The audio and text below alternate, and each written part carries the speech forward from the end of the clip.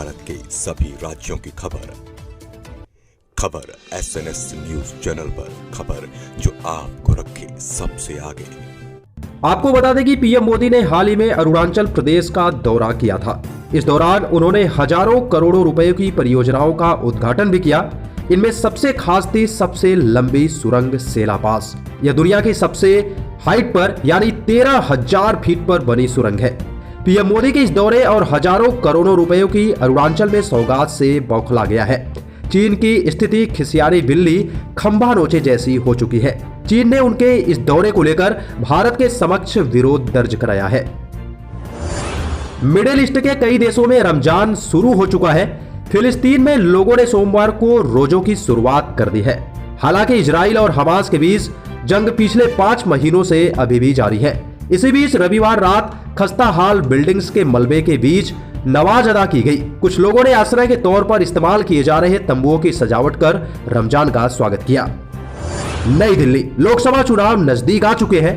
पार्टियों ने चुनाव की तैयारियां भी शुरू कर दी है। बैठकों के दौर जारी है। टिकट वितरण हो रहे हैं। बीजेपी, कांग्रेस, आप, टीएमसी और सपा समेत कई पार्टियां अपने उम्मीदवारों का ऐलान कर चुकी है। बीजेपी ने पहली लिस्ट में 195 उम्मीदवारों का ऐलान किया और कांग्रेस ने 39 उम्मीदवारों का ऐलान किया। कहा जाता है कि देश का भविष्य स्कूलों और कॉलेजों में गढ़ा जाता है। यहां से पढ़कर निकले छात्र देश और समाज के विकास के लिए कार्य करते हैं। लेकिन झारखंड के जमशेदपुर में छात्रों का जीवन ही खतरे में है।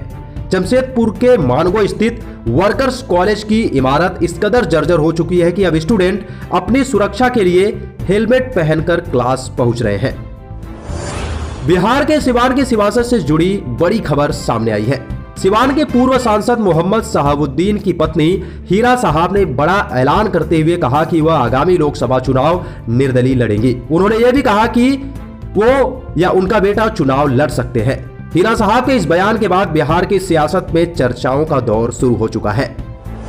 CAA कानून लागू किया जा चुका है। इस बीच जामिया मिलिया इस्लामिया में शाम को इसके विरोध में 2 प्रोटेस्ट हुए।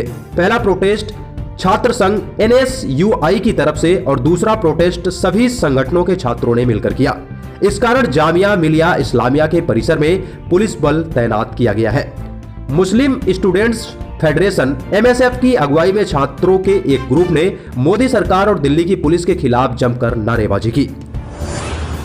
महाराष्ट्र में अजीत पवार गुट ने राज्य की कुल 48 लोकसभा सीटों में से 10 सीट पर अपना दावा ठोका है। अजीत पवार एनडीए से जो सीटें मांग कर रहे हैं उसकी जानकारी भी सामने आई है। मिली जानकारी के अनुसार बारामती, सातारा, रायगढ़, सिरूर पर अजीत पवार गुट की एनसीपी अपना दावा मजबूती से पेश की है। इसके अलावा वह परभणी, मुंबई नॉर्थ ईस्ट, नासिक, डिंडोरी, गढ़चिरौली और भंडारा गोदिया लोकसभा अपने हिस्से में चाहती है। राजस्थान के उदयपुर से एक चौंकाने वाली घटना सामने आई है। यहाँ एक महिला और उनकी 3 बेटियां घर में बना खाना खाकर बीमार पड़ गई। इसमें एक बेटी की मौत भी हो गई। घटना उदयपुर जिले के बागपुर थाना क्षेत्र की है। खाना खाने के बाद एक महिला और उनकी 3 बेटियों को उल्टियां होने पर अस्पताल ले जाया गया, जहां 9 वर्षीय बेटी की मौत भी हो गई।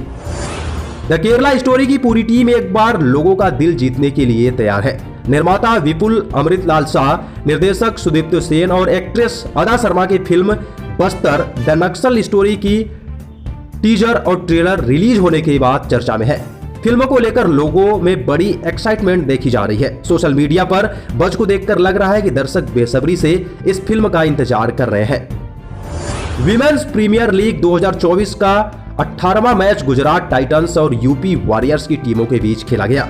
इस मैच में गुजरात टाइटंस ने शानदार जीत हासिल करके प्लेऑफ की रेस के लिए अपनी उम्मीदों को जिंदा रखा है। वहीं यूपी वॉरियर्स की हारे से आरसीबी की प्लेऑफ में पहुंचने की उम्मीद बढ़ गई है। वह अपना आखिरी मैच जीतकर प्लेऑफ के लिए क्वालिफाई कर लेगी।